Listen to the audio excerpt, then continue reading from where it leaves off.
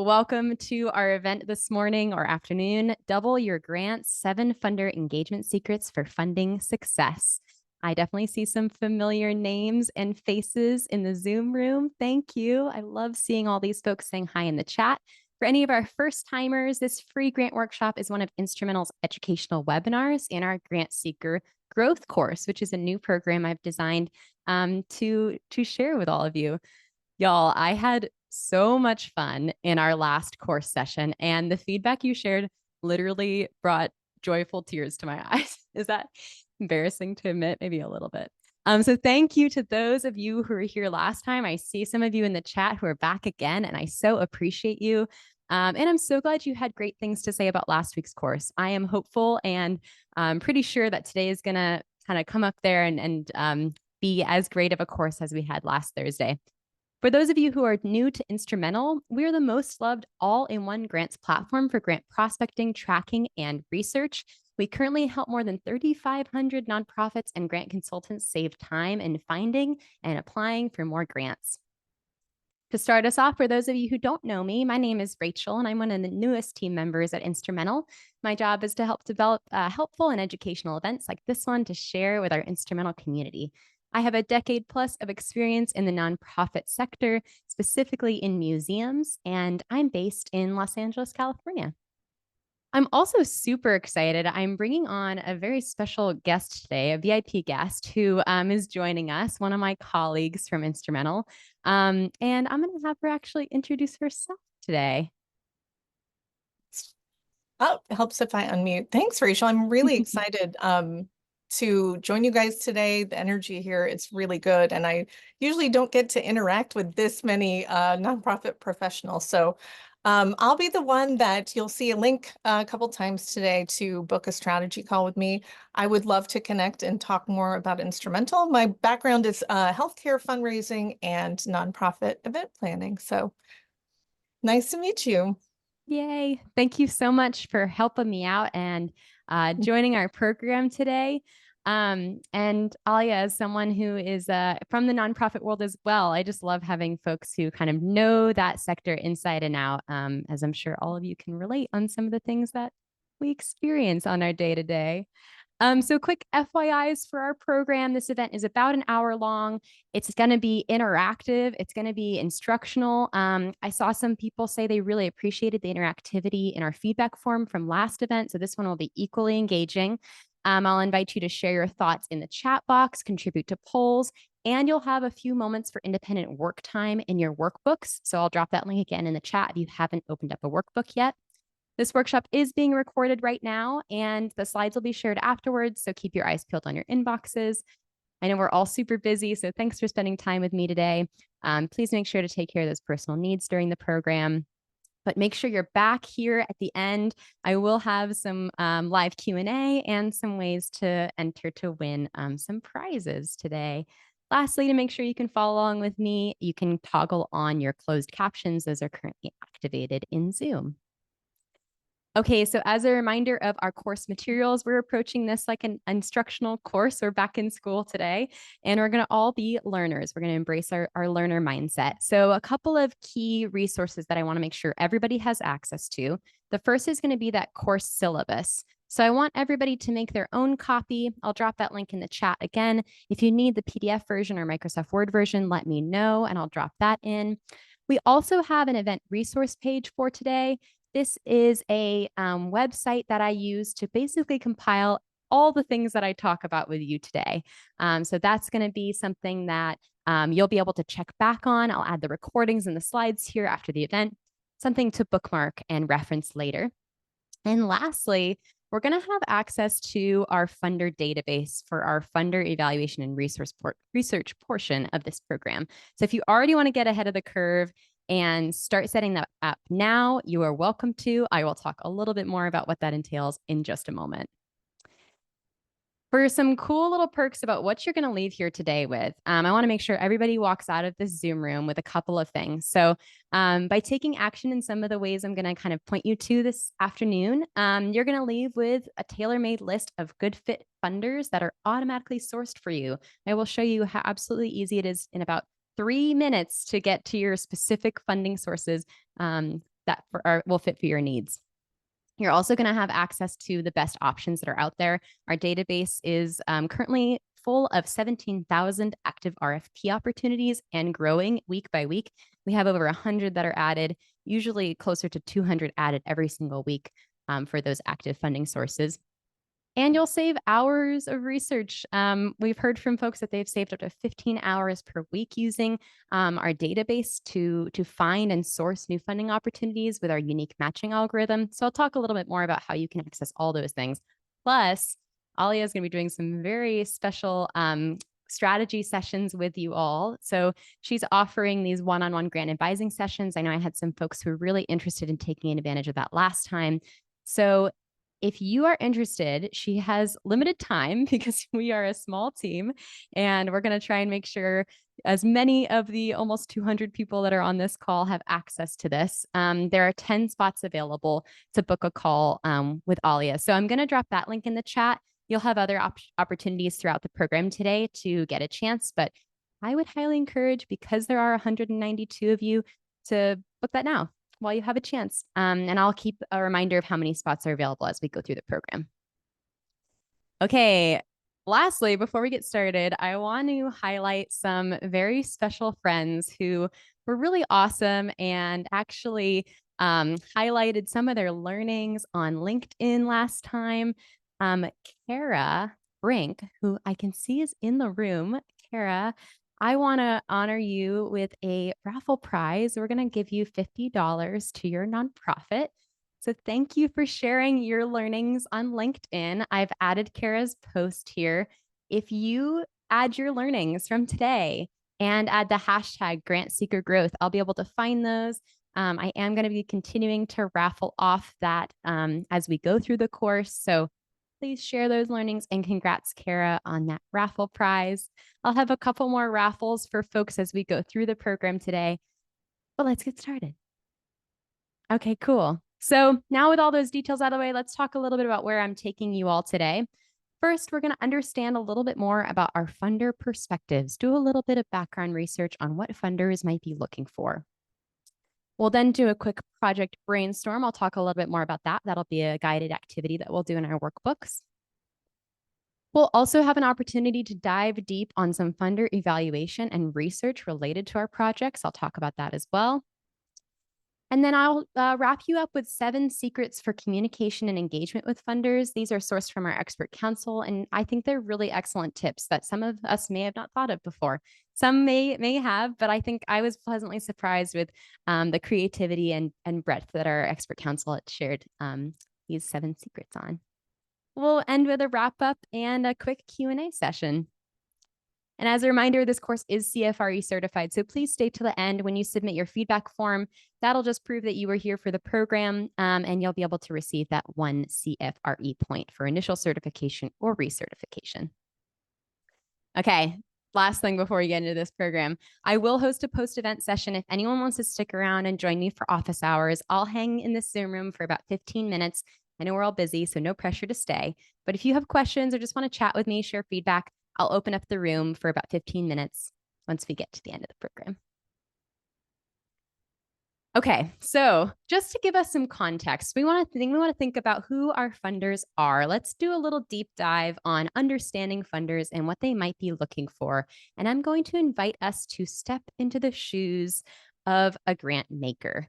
So for folks in the room who have had experience maybe reaching out to funders or engaging with funders, winning grants before, I'd love to hear some ideas. When funders are looking at applications, what are they looking for?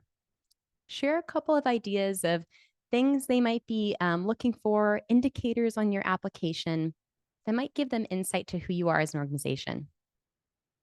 Awesome. I'm seeing the chat start to go. Okay, let me see if I can follow along here. Leah says innovative projects. Caroline says alignment. Kara says shared values and mission. Absolutely. Yep. Dr. Buchanan matching to their priorities. Melanie, sustainability of programs, 100%. Amber says alignment. I see a couple of others. Yep. Alignment here too. Victoria, a clear message that also relates to the RFP. So important. Sarah, long-term goal achievement. Stacy, clear data and outcomes. These are fantastic. Yes. Continue to share your thoughts. What are funders looking for? Let's make sure to put those at the forefront as we start our kind of research today. And as we think more critically about how we're engaging with funders and what we can do to better improve our applications and increase our success rate with grants. So to start us off, we've already actually mentioned some of these great things. What are funders looking for? I'm going to start with that mission and goal alignment. Some of you mentioned this in the chat. This is absolutely true. Funders are typically looking for projects that closely align with their own mission, goals, and strategic priorities.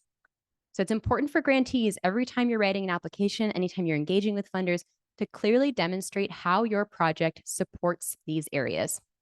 So one example strategy I can share with you all, maybe provide a mapping of your project objectives to the funder's stated goals. So you can make that really clear using direct language from the funder's own materials, making sure you're mapping those goals to the objectives of your project. What else are funders looking for? I know someone mentioned this. I think it was maybe Sarah in the chat, the sustainability of your project. Funders prefer projects that have a clear plan for sustainability post-funding. This reassures them that their investment will have long-term impact, right? So an example strategy here, make sure you're outlining specific plans for future funding, ongoing community support, and the project's self-sufficiency after the initial grant period. Some of you may already be doing that, and I applaud you for continuing to keep your future funding opportunities transparent with your funders. They also are going to be looking at your organizational capacity and your organization's track record, right? So you want to have evidence of strong management, success of past projects, and positive outcomes. Funders are going to use this history of your organization to gauge the potential future success that their funding might provide to you. So example strategy here, highlight past achievements with data and testimonials. I saw someone mention that as well. You should be using really clear data and testimonials to showcase your organization's capacity and reliability. All right, and our second to last one here, they're looking for detailed, realistic budgeting. I don't know if we mentioned budgets in the chat. Maybe someone dropped that in there. But they're going to be looking for those clear, comprehensive, and realistic budgets that reflect well on the applicant's planning and organizational skills. So funders will analyze these budgets really, really closely, and we want to make sure that we're proving that they can assess the feasibility and financial prudence of the proposed work. So example strategy here, make sure you're providing that detailed budget that includes maybe justifications for each line item, showing how your costs contribute to the project's goals. Okay, and lastly here, we want to talk about our impact and our measurement. Again, something that folks mentioned in the chat. I love to see that folks are using all of these when they're thinking about what funders are looking for. So funders are going to be, I think, increasingly interested and focused on measurable outcomes and not just the outputs of your organization. They want to know how the project is going to make a difference and how that impact will be measured. So you want to make sure that you're developing and describing really robust methods for measuring your project's impact, maybe including those short-term indicators versus long-term outcomes, including an evaluation plan. Getting that work prepared ahead of time will prove to the funder that they will have successful impact and that you're thinking ahead in the post-award phase. So now I'm thinking, okay, we're taking all this in. We've thought about maybe what the funder's priorities are. What about for us? What information do we need to make sure we know about funders before we apply? We're thinking about what are those priorities they might be wanting to know about us? What do we need to know about them to make sure we actually should apply? Yep, we've got focus areas. Jose says goals. Jacqueline says giving history, knowing their reputation. Absolutely. Mary says timelines, 100%. Talk a little bit more about that. Yeah, Farrell says if they're well aligned. Renee says reviewing the 990s. Absolutely. Renee, I'd maybe even dial down on that more. What in their 990s would be the most relevant information that we might want to find from them? Yeah, Jay Porter has some great ones here. Total assets, focus areas, geographic giving, recent giving trends. It's almost like you're reading my mind. So what information should we know? We've got some ideas in the chat. I'm going to go through a couple of ideas here and kind of narrow us in so we can make sure we're prioritizing the right types of funders.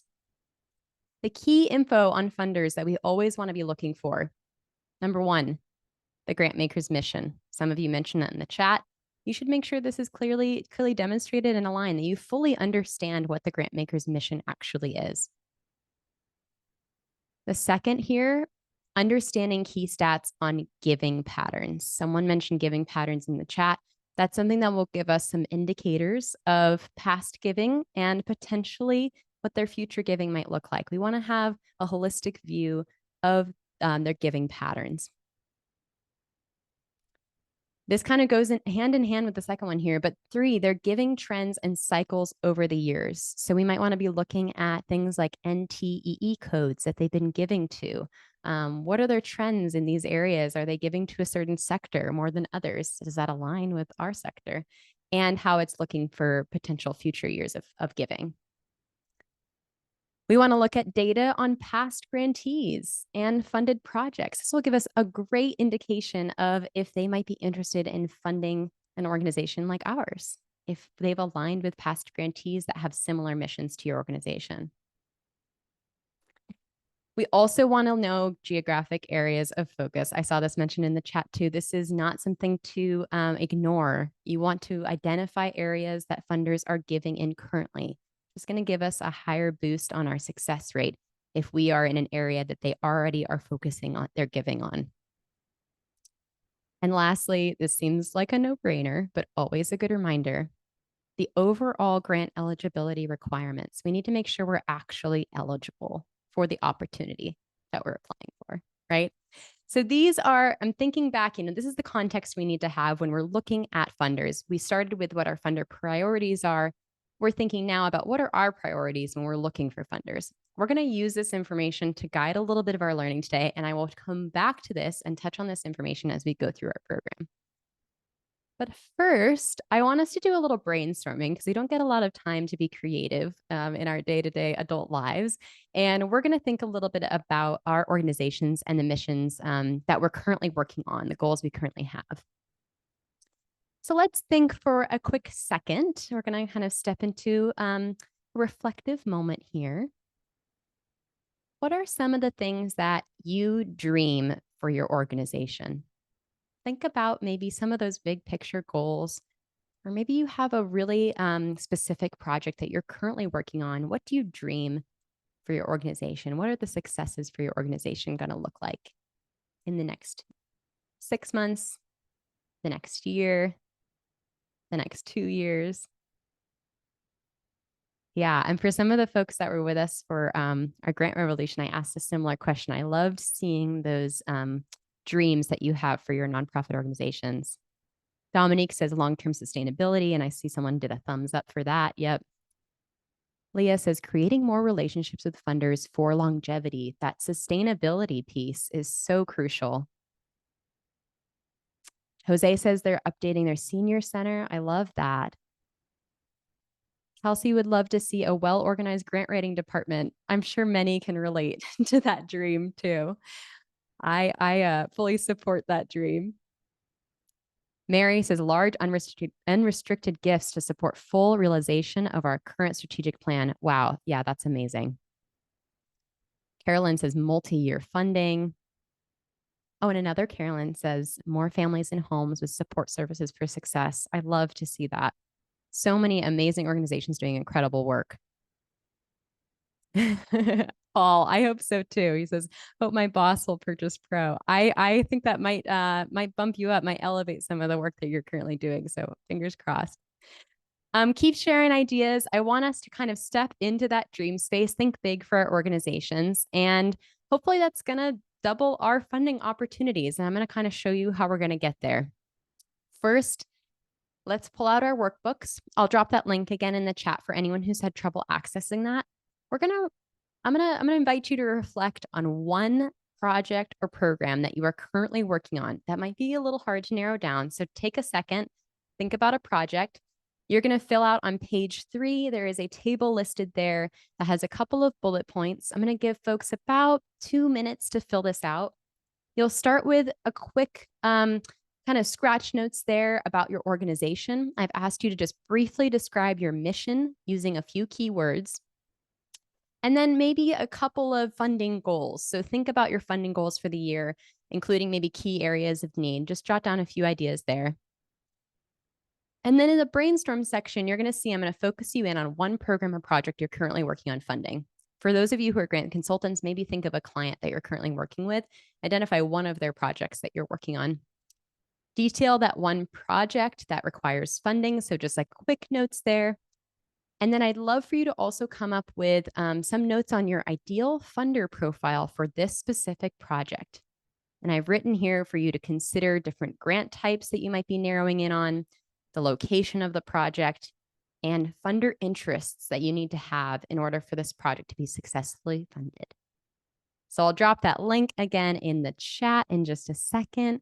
For those of you who already have this opened up ready to go ahead and start, and I'll play a little music while we reflect on our first project here. Awesome. Okay, I'm seeing enough folks are wrapped up, so I'm going to keep us moving along. I'm going to share just a quick example for folks that might need some prompting, some ideas for theirs. So for this particular example, I have shared the mission statement and funding goals for the Highland Park History Museum, a fictional museum I have created in my neighborhood. And so I've included a couple keywords about the mission statement of this organization, empowering community to connect with rich local heritage, engaging exhibits for education, and accessible archives for public and researchers. I've also added in some funding goals, and the specific one that I'm working on for this example is building out our museum education program, which I estimate will cost us about, or require us to look for funding at about $50,000. For the program or project, I already kind of specified this, but I've indicated that I'm working on a museum education program. So that might include curriculum development, staff training, and evaluation. And then ideal funder profiles. This is going to be really important for the purposes of our next section here. So I want to make sure folks are being really specific with what they're looking for with their funders. I am looking for this example for grants for arts and culture organizations or museums / informal education or out of school time, giving in California, maybe even specifically Los Angeles, with a focus on education, community, and history. So I'm gonna invite us to think about those keywords that we're using to find our ideal funder. And I want us to do a little matchmaking exercise. This is how we're gonna feel when we find our dream funders. We're gonna matchmake today. So as a reminder, we're going to be looking for this key information on funders, right? We talked about this a couple slides ago. The mission of the grant maker, those key giving stats, giving trends, data on their past grantees, those geographic areas of focus, and the grant eligibility requirements. Now, I want to ask in the chat, because I love hearing from folks and hearing about their experiences. How do you feel when you're doing funder research, when you're looking for all of those key stats or key info that we need about funders? How does it feel? You can share an emoji if you don't have words to describe it. Kind of give me a sense of what you're feeling with that. Patrice says overwhelmed. Oh, I like Carolyn's emoji with like the little eyeglass thinking. Maura said lost and hopeless. It can feel that way, yeah. Ooh, Kelsey says electric. I love finding matches. Oh, I get that way too. Some folks saying frustrating, overwhelmed. Some folks saying hopeful, motivated. My colleague Nadine says it feels exciting. And Arnold says feels good, but can be very challenging. Yes, I have heard that with other folks as well. So finding all this info can be exciting, but it can also be challenging.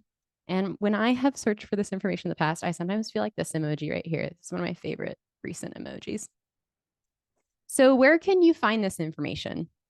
Now, I'm a little biased. I think the easiest way is using Instrumentl. And actually, Alia will be able to take you really to the next level. And I'll show you how you can kind of get access to that with Alia. She's got those 10 spots for strategy sessions. So that's my approach is definitely I'm going to show you the easiest way you can do it. There are alternatives, however. You, of course, can be looking through your Google pages. You can be looking through those funder websites that you have bookmarked. Maybe you have funders that you are constantly keeping an eye on and waiting for those RFPs to be released. You can look through 990 forms through GuideStar or the IRS. I know Renee was saying that that's something they do when they are researching funders using 990s. And then there are other paid databases that you can look through to find this information. But I want to show you how easy this can be. And so we're going to dive into the funder eval and research side of our session today. And I'm going to show you how easy and fun. I want to build on that electric feeling, that hopeful feeling, and excited feeling you all get when you're researching funders. So in order to make sure that everybody can leave here with those three things, we're going to kind of take a moment and make some accounts in order to access that information. So if you already have one, great, you can log in. For those of you who have not logged in here before, I'm going to drop that into the chat. This is a special link. You won't have access to this link after the event. So I want to make sure everybody accesses this right now. I'm going to drop that in the chat in case you missed it as well.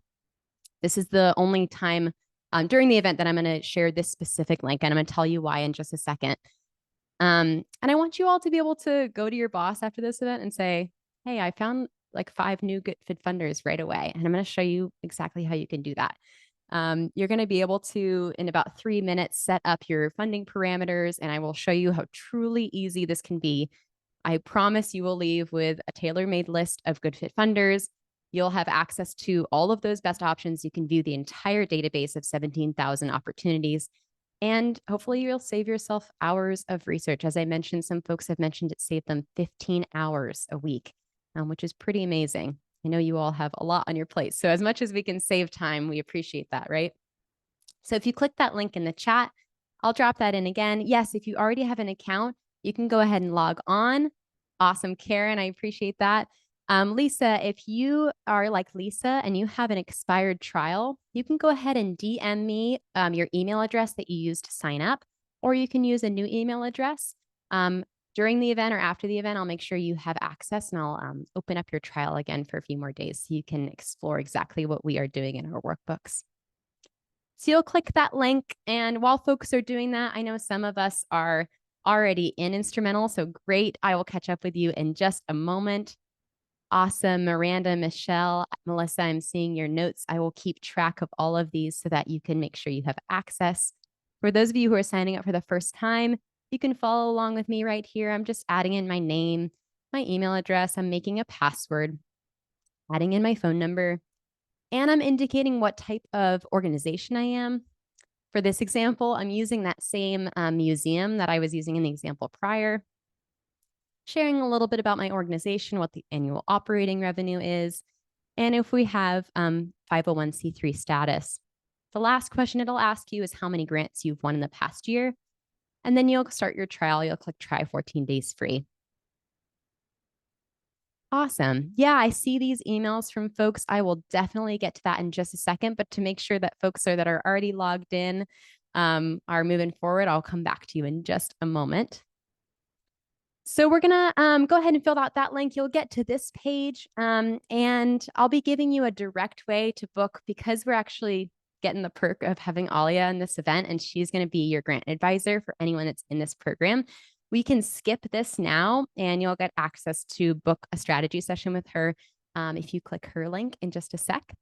And then you're going to go ahead and pause once you're on this page. If folks can give me a thumbs up or indicator in the chat that they are here at this point, that they are ready to start making a project, if it's their first time, or if they're already in the platform because they are already a customer, you can just go ahead and give me an indication. Thanks, everybody. Oh, thank you, Alia, for helping folks get back in. I appreciate it. Awesome. And to anyone that's having trouble that needs to get access, do not stress. I promise I will address every one of your emails and make sure you all have access. No, Susan, we'll spend the next about 10 minutes doing this, maybe even only 5, and then we'll get back to the content. Great. All right. I think we've got critical mass here. So I'm going to go ahead and move us forward. For those of you that haven't created a project before, this is just going to be a quick overview of how you set up the funding parameters. This is going to make sure that you're narrowing down your focus to funders who actually should be showing up in your funding searches. This is really important for you to set up the first time. So I want to make sure to show you how to do this. For those of you that are experts in the room, have already done this before, don't stress. You can hang tight for another 2 minutes or so while I explain this part for newbies. You're going to start by indicating where your organization is based. For this example, I'm in Los Angeles County, and I'm indicating my fiscal year. I've kept it to the calendar year for this example. You can, of course, change that depending on your organization. And then you're going to go into the overview section. You're going to create your project name. This is the project that I've invited you to brainstorm on today. So I'm working on that history education program. I've gone ahead and set up that. For the applicant type, I've indicated that I'm a nonprofit, and for this example, I'm a museum. You also want to indicate any organizations that you might be partnering with on funding. So for this example, I thought we might partner with maybe school districts or a school. So I've included public schools to see funding opportunities for them as well if we do a community partnership for this program. I am not a faith-based organization, so I'm indicating no there. And I'm indicating where the project area serves. Again, we're talking about geographic location of funders, right? So we want to make sure that we're actually aligning with where funders are funding. I'm doing Los Angeles County. This will show me opportunities that fund LA County and also on a national scale. Anything that's not location specific. And then this is probably one of the most important parts of setting up your project. These are the fields of work. I'm starting with 5 different fields of work. I recommend doing 2 to 5, not going less or more than that. And I've picked a couple that fill into my museum education program. So I've got arts and culture access, history, museums and cultural institutions, youth involvement in the arts, and art education, because I feel like those will be the best ones for this project. I do want to see grants for professional art and culture organizations. And I'm looking for grants at least $10,000 or more. I don't want to waste my time on anything less than $10,000. This last question here is going to ask you what you're going to use the funds for. I've indicated education and outreach. Maybe we're doing an exhibition related to this project, so I've included that as well. This is a project or program, and maybe some staff training, because I mentioned that as part of my funding goals. Lastly, I'll indicate the types of funders I want to see grants from. So you can get really granular here if you want to. You can just pick state or local government or federal government, or you can look for literally any of those opportunities. And then the last thing I'll invite you to do is add someone to your team. If you want someone to get access while you're in this 2-week trial, you can go ahead and invite them right now. I invited my sister. She'll probably be like, why am I getting this email? I'll have to explain that later. And they found 316 grants in about, what was that, 5 seconds for me. So I'm going to go ahead and have us pause again. I know it's probably really tempting to start looking through those. And for those of you who are already in your projects, I'm going to get you set up on your funder eval research in just a second. But again, I'm going to ask folks when they get to this point, when they've set up their first project, you can just give me a little thumbs up in the chat. I want to make sure I don't lose anybody as we continue on. And I'll move forward from here. Yeah, great questions in the chat. I will make sure to reach out on some of those questions that are coming in. Let's see. Great. I see some thumbs up from folks. Thanks, Barbara, for indicating that you're ready to go. Yulia, I'll make sure you get access. I'm going to give folks a moment to get into the platform, and then we'll get you access. Thanks. No problem, Maura. I'll double check on this for you and make sure you can get access. Okay, cool.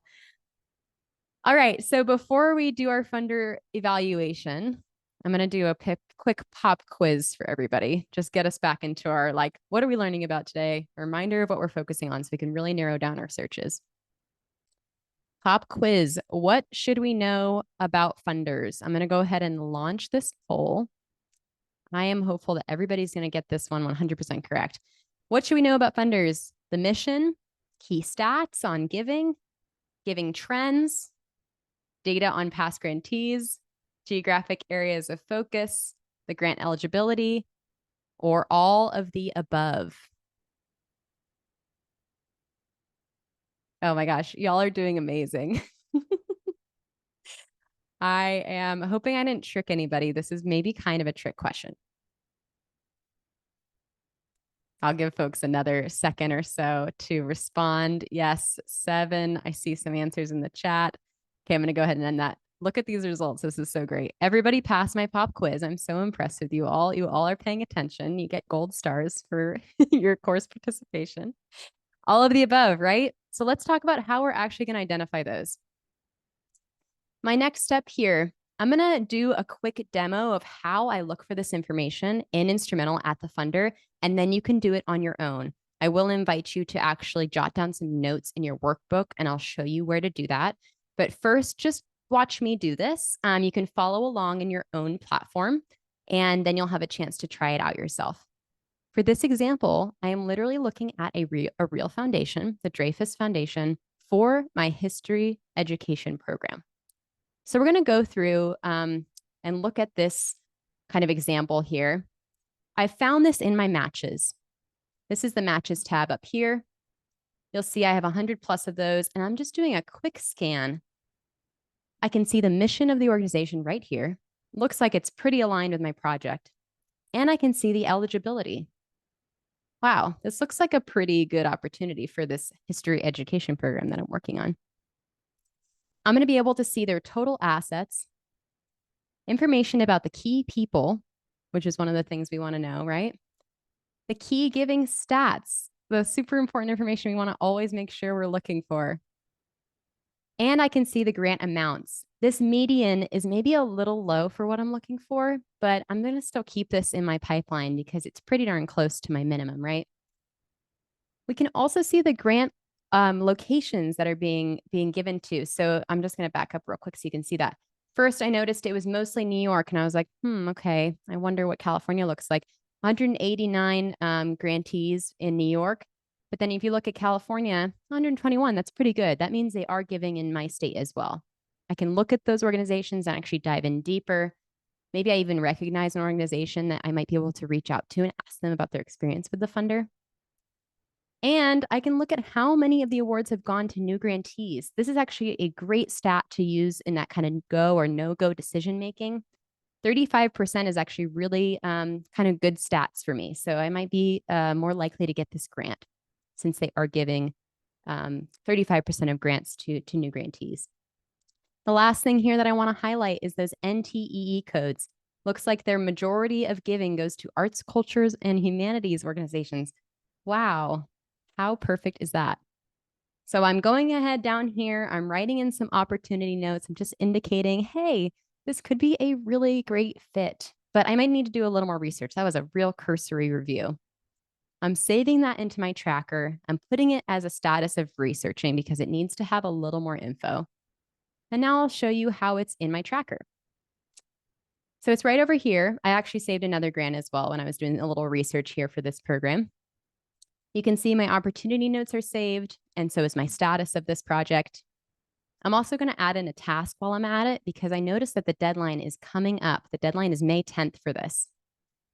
So I might want to just say, hey, I'm going to write this draft of application really soon. And I want to make sure I have a deadline listed in Instrumentl so that it reminds me. If you have added people to your account, you can assign them tasks too, but I just assigned it to myself. Keep it simple. And now that's all saved. So that was obviously a quick pass through, but I want us to do our own chance at this. Okay, so it's your turn to do a little research. Some of you might already be in there looking at funder opportunities. But what I want you to do, your mission for the next 3 minutes or so, you're going to find one potential funder in that matches column. You're going to review the funder profile in Instrumentl. So that funder profile was that example when I was looking at the opportunity, and then I went over that other tab and looked at the funder, went into their essentially their 990 information and was able to look at that quickly at a glance. And then I want you to score this funder in your workbook. So you'll see exactly what I'm just asking you to do on page 4 of your workbook. Some of you may have already jumped ahead to that. Totally cool. You can use these next 3 minutes or so to find a funder, jot down information and score them here, and add in any thoughts. You can actually score them at the bottom. I've added kind of like a tally board so you can see if this funder is a go or no go. And I'll give folks another 2 minutes or so to practice in their workbook. If anyone has scored their funder, awesome. I see M Park Hill said a 7. Okay, I love that. I'll add our points up here too as a reminder of when we want to, what kind of our emoji feelings when we're looking at these funder scores. Wow, Mary said 9. Awesome. That's for sure a go, right? I'd love to hear, Mary, if there's thoughts about that funder you want to share with the crew. So if you're in that 1 to 3 points section, you might be like, that is going to be a no-go. I've got this emoji. This is a no. We don't want to spend our time working on that unless you have a really, really good reason to pursue that funder. The 4 to 6 points, this is kind of a gray area. You might find like, hey, this actually will be helpful, or maybe not. And then that last bit, the 7 to 10 points, that is awesome. That's someone that's pretty darn aligned to your organization and your mission. And I'd say you should go for it. Farrell, that's great. You already vetted this particular funder. You had a bit of a leg up on that one. Awesome, Barbara. I love to hear it. 9 points and ready to go for it. Oh, Mary says, I recently updated my fields of work, and the first funder is a perfect fit for the project based on mission, size of funding, eligibility, and timeline. Yes, snaps for that. That is great to hear. Okay, continue to add your scores. I hope that felt empowering and exciting. I know for folks, we were saying that there are some challenges with funder research, and I want this to feel a little more fun. So I hope that was fun. I hope that was exciting to see some of those matches come through. And I actually shared a little quote. Piper, who's one of our customers, shared that her organization really loves the funder matches. They've already found new funder relationships through Instrumentl, which you can see maybe already you've found some ideas for those relationships today, and just cutting down on that time finding those new funder opportunities. Okay, folks, we've covered so much today, but I need to get to a really important aspect of this course today, which is talking about ways we want to be communicating and engaging with funders. So this is kind of our wrap-up section here. I've pulled some really great tips from Rachel Gresson. She's from the Legal Aid Society of San Diego, and she's a member of our Instrumentl Expert Council. She essentially says that adopting these strategies that we're going to talk about in just a second can take a seasoned grant team to transform a basic funder relationship into a robust partnership, fostering mutual respect, understanding, and a shared commitment to achieving impactful outcomes. That sounds great, right? We want to make sure our organization has that opportunity. So I'm going to show you how to do that with these 7 secrets to get to a funder's heart. Starting on our communication side here, we want to make sure we're always developing customized engagement plans. Gosh, I know this is so hard and this takes a lot of work, but tailoring your approach just like you would with a resume for a new job, right? You tailor your resume for that specific job posting. You're going to use keywords that job posting is going to list. The same thing for your communication and engagement with funders. Tailor your approach to each funder based on their communication style, their expectations, and consider the unique characteristics of that funding relationship. You want to provide regular updates on the impact of funded projects, share your success stories, your outcomes, and maybe even challenges that you've overcome that their support could be making a difference in. So developing those custom engagement plans is our first secret. Our second here is moving beyond generic updates and reports. I thought this was a really neat tip. Essentially just diving into more sophisticated engagement is going to help deepen our relationships with funders and elevate their strategy. So to do this, you want to make sure that you're sharing stories and data that resonate with their goals. That personalized communication goes into kind of our previous secret here, shows that you value the relationship and you understand their perspective. We're talking about what funders are really looking for from us, right? So making sure that it is going beyond generic and into a more personalized connection with the funder. Yeah, Susan says, highlight how your work is helping them achieve your goals 100%. And I have a tip related to that as well. I love to hear that. Show funders that you value their input. It's important to keep them in the loop. So offer those regular updates. And when things don't go according to plan, being transparent about those setbacks can help you build trust with funders.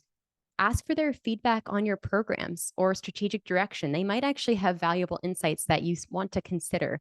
And that shows that you see them not only as funding sources, but as partners in your work. And finally, I want to make sure that you are remembering, a lot of you are great about this, but acknowledging and appreciating your funders. Regularly thanking them in your publications. Make sure your events team knows to include them in the program of an event, for example, and in other public forums, maybe on your LinkedIn or your social media. That can go a long way towards maintaining a positive relationship. And after all, of course, like recognition is a very crucial part of building any strong partnership. For the engagement piece here, I want us to kind of think again about the perspective's point of view. You want to help a funder meet their goals, right? But we can go even deeper than this. Help the funder's representative, like the program officer, meet their goals by being a resource for them. Your nonprofit might not have all of the answers. So you can obviously, for specific issues, you can direct them to someone who will, but be the person that they call for trustworthy help. Maybe they need specific resources for their community, and you are the organization that can provide that. Be that resource for the funder and make sure they know that. Encourage multiple levels of communication. Oh, Melissa, I love to hear that.